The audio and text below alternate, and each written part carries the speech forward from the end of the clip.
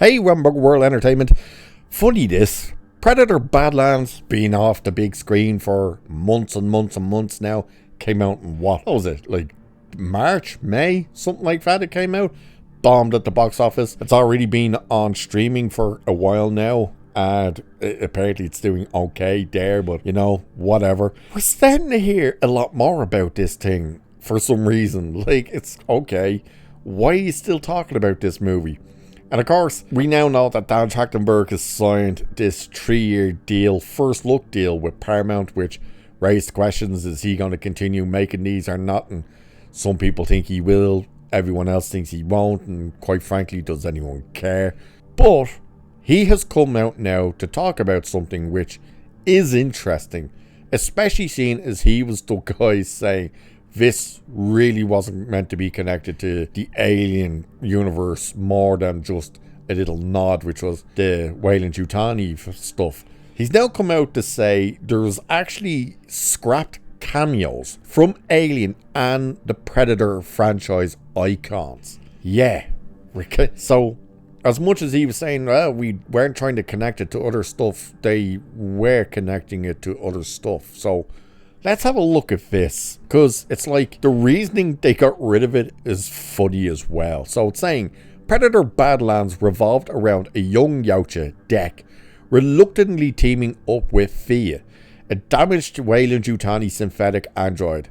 That alone is a fairly significant link to the Alien franchise, but we very nearly got some much bigger cameos. There's a brief, hard to spot nod to praise Naru in the Yautja. Now, it says in the Yautja. It's possibly meant to say in the movie, but for some reason it says in the Yautja.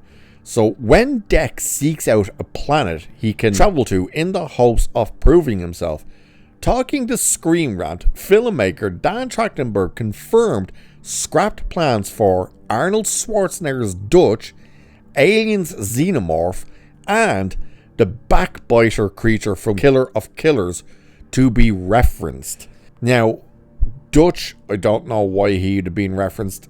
Xenomorphs, apparently from the word go, Dan Trachtenberg was saying there was never plans and won't be xenomorphs in this movie. And the backbiter creature from Killer of Killers, I have no idea what that is. I cannot remember a backbiter creature, unless he's talking about the gigantic, weird, doggy, beastie thing at the end of that movie.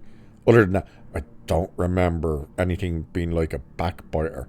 So, explaining that the scene got truncated to the point that audiences could barely see any of the characters, Trachtenberg pointed out that they were sacrificed as the lengthy dialogue scene was shortened. So this is what he said. They had a longer conversation, or they said the same idea of pick your planet and all that stuff, but it was a little bit longer. So there were more holograms to be in the background. And what we have now is more soft focus in the foreground. You kind of see it and all that. The thing we haven't gotten in all the great sci-fi we've enjoyed over the years is that it's the creatures. It's their movie. That's it. No humans. And then I had other cool thoughts of what Naru could do in the future and was like, oh, that would be awesome for that. But I could feel it. There's definitely a version where you find Naru on that planet and she was to survive and they meet. Trachtenberg continued, I could see that version and didn't want to spend all the chips right away. In the animated Predator Killer of Killers, it was established that Naru, Dutch and Danny Glover's Mike Harrigan are being cryogenically frozen and kept prisoner on Yautja Prime. When and where Trachtenberg plans to expand on that isn't clear, though he has been given the franchise's future some thought, where he is saying, I'm in the zone of dreaming up more, like I said, as I had been previously, and then Paramount is this incredible opportunity to make original things that have been in my heart and mind for a long time. I'm thrilled to have a place to make them theatrically, and they also have some very cool IP and blah blah blah. We've already heard them talk about that crap. So it's certainly exciting to think about where the franchise could go moving forward, And it still feels like the endgame is another Alien versus Predator crossover. And it just kind of goes on about how much it made. That is the hilarious thing. Like, all his stuff was leading up to this point, apparently. And then this movie was pretty much setting up AVP. And people were like, we don't really want another AVP, at least not now. And he was trying to say, oh, we're not setting up AVP. And it's like, but everything you were putting into this was clearly setting up AVP. So what are you talking about? And then the original idea was that he was going, like, Dek was going to find Naru on this planet. I have so many problems with them doing that. I also have problems with them taking the likes of a character like Naru out of her time period and dropping her into the future, because it's like, she wouldn't cope. That's the issue with something like that. She wouldn't cope. She wouldn't know how to use things. She wouldn't know how to understand people. All of that type of stuff. You know, realistically, her seeing the Predator in the first movie should have freaked her the fuck out. Her dropping the Yautja's head to her clan should have freaked the fuck out of her clan. But they were all just kind of, oh, look at that big thing glowing green.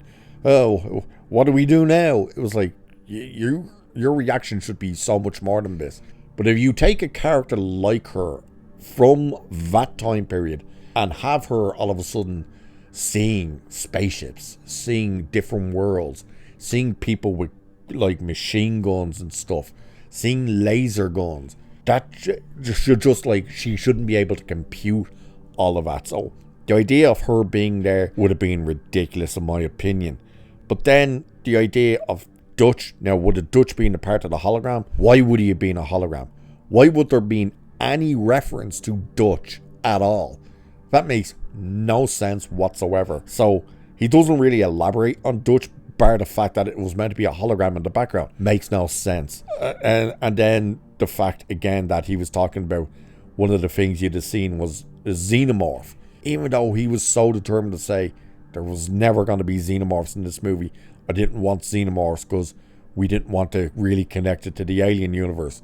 Even though one of your characters was a massive link to the Alien universe. It's so strange. It really is. But apparently they cut it out because, one, with Naru you couldn't see the character's hologram or something. He's not exactly clear on that. But then the reason all the other stuff was cut out is because the dialogue just went on too long. So basically, while Dek was choosing his planet to go to, him and his brother must have just been having this nonsensical, extremely long conversation that they're like, yeah, we need to cut this out. So they scrapped all of this cameos, and it's like, cool. But like, again, it would have been like just an Easter egg for the sake of putting it in it, especially Dutch. That's the, like, putting Dutch in there would have literally just been, you're just putting that there just to go, ooh, look, reference. So not a bad thing they scrapped it, but it wouldn't have added anything to the movie, and it didn't take anything away from the movie. So what do you guys think? Would you have liked to have seen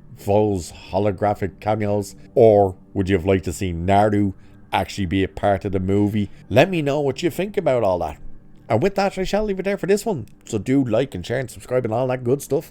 Cheers, and I shall catch you in the next one.